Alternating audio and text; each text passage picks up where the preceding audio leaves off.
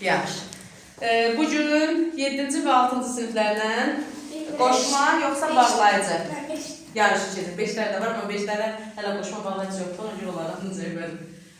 Qoşma bağlayıcı yarışı keçirdirik. 80 dənə köməkçi hissəmiz var. Bunlar qoşma və bağlayıcıdan təşkil olunub. Biz bunları qruplaşdırmalıyıq. Qoşmaları bir sıraya, bağlayıcıları bir sıraya. Birinci yarışmacımız Nazlı. Nazlı üçün 3 dəqiqəmiz var. 3 dəqiqə ərzində qoşma ilə bağlayıcını qruplaşdıracaq. Başla. Bax, getdi.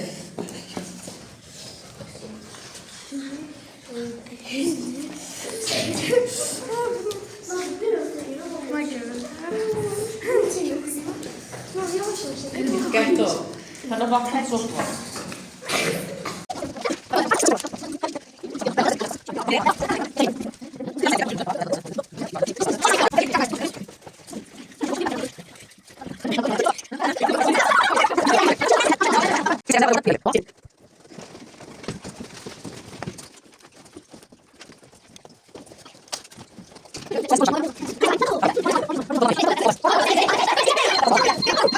Başta yazabildim ben.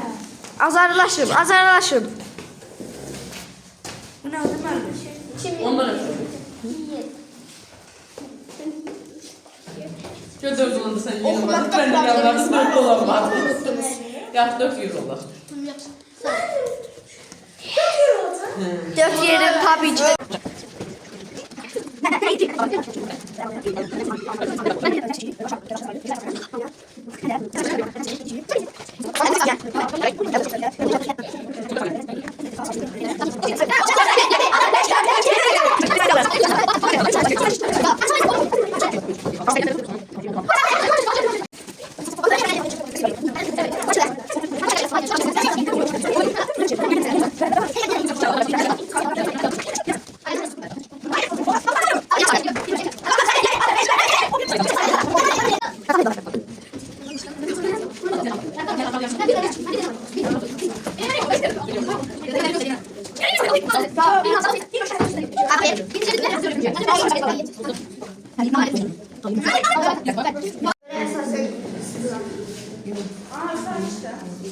Başla.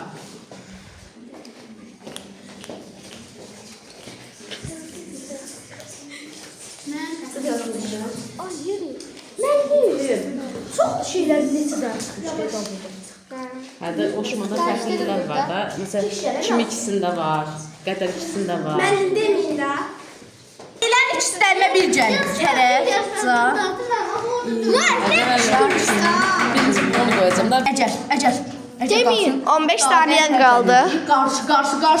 Qarşı. Ve başlayın. 10, 9, 8, 6.